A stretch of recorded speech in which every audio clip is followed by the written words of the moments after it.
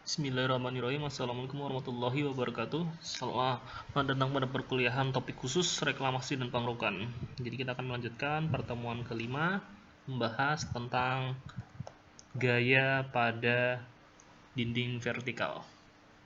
Tentunya dinding penahan gelombang ya. Jadi karena kita membahas tentang pertahanan atau pelindungan pantai, jadi kita pasti akan membicarakan tentang gelombang.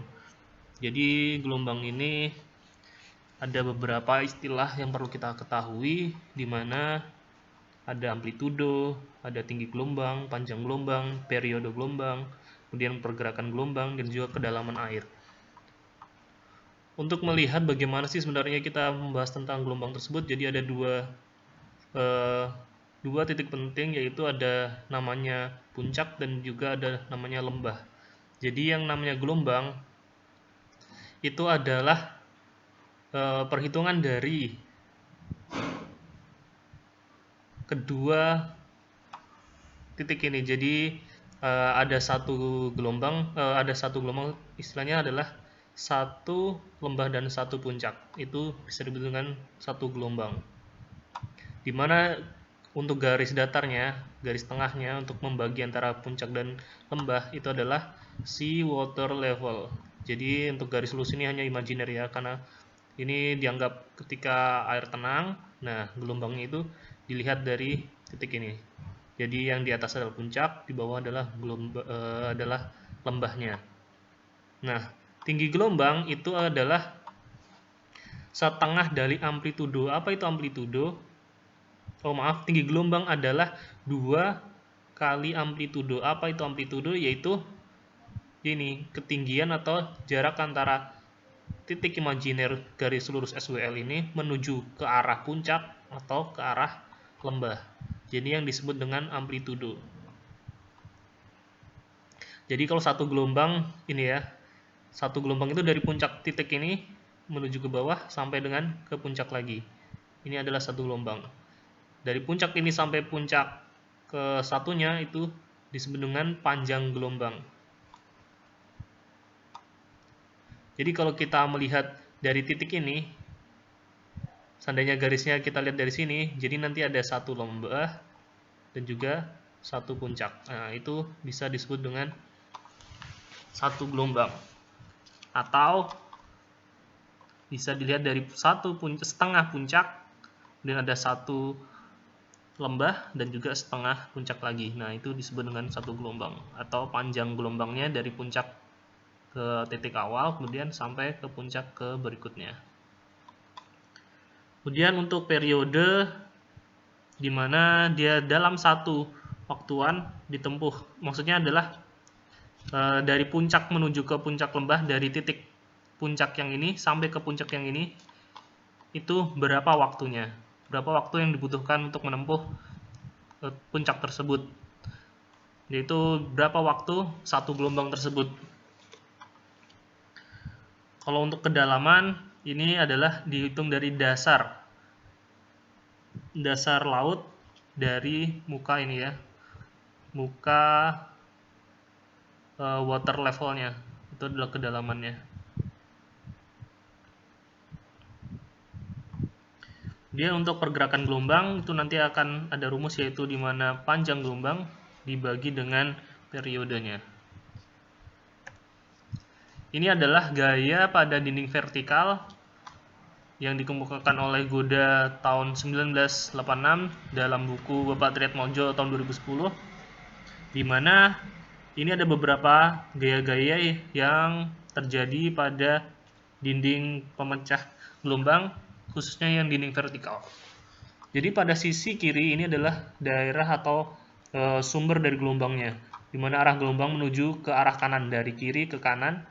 Nah, akan menimbulkan suatu gaya, di mana di sini dilambangkan dengan bentuk trapesium, yaitu untuk di atas permukaan air itu disebut dengan P1-nya. P1, kemudian ada rumusannya khusus nanti diberikan di bawah. Kemudian juga ada PU.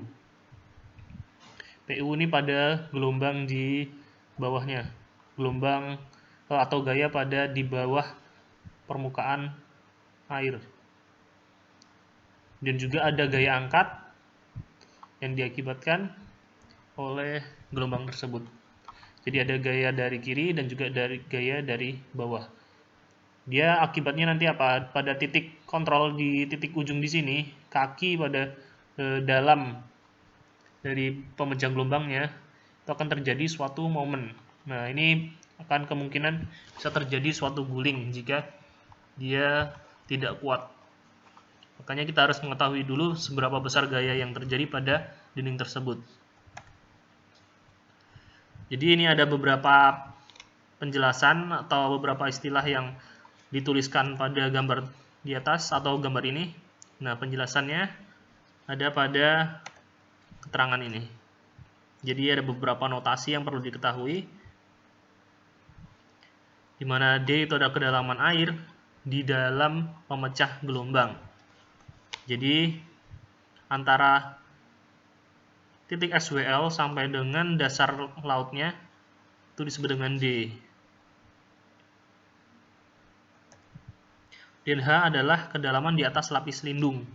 Jadi kalau ada fondasinya, maka ketinggian itu adalah dihitung dari ketinggian lapis lindungnya sampai ke permukaan air.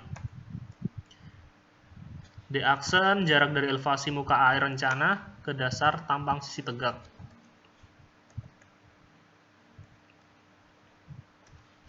Ya, jadi permukaan ini, permukaan air sampai dengan dasar dari pemecah gelombang sisi tegaknya. Dan seterusnya bisa dibaca ya.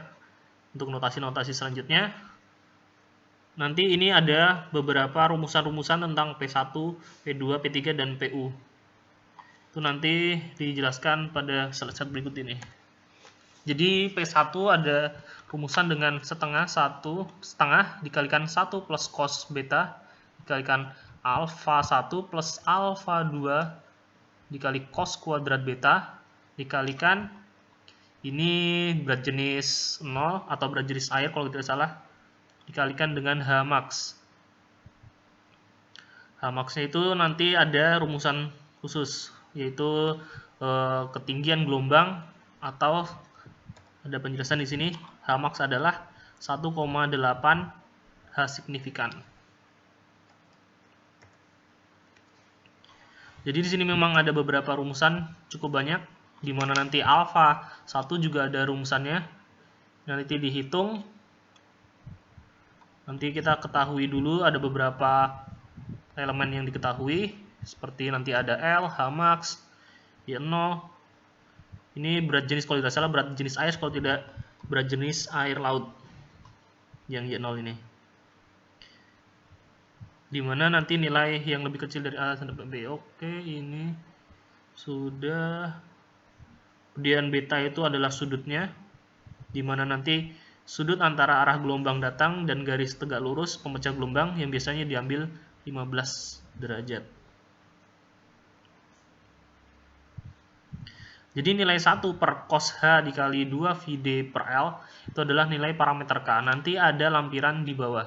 Jadi nanti ada D0 per L, kemudian DL itu ada sudah disiapkan lampiran beberapa nilai yang kita bisa gunakan.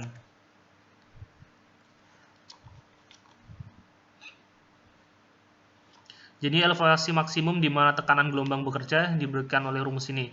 Ini N aksen itu adalah ketinggian ini ya. Jadi ini imajiner, jadi kira-kira sampai berapa sih ketinggian puncak gelombang atau tekanan yang terjadi pada dinding penahan ini.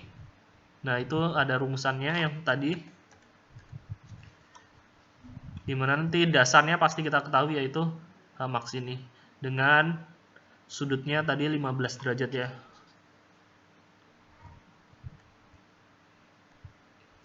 Kemudian tekanan apung atau tekanan angkat yang mengakibatkan tekanan ke arah atas pada dinding gelombang dinding penahan gelombang itu adalah PU, di mana ini adalah gaya atas ya, P up setengah dikali 1 plus cos beta dikalikan alpha 1 alpha 3 ini gamma air kalau tidak salah, ini gamma air karena ini di laut jadi ini adalah gamma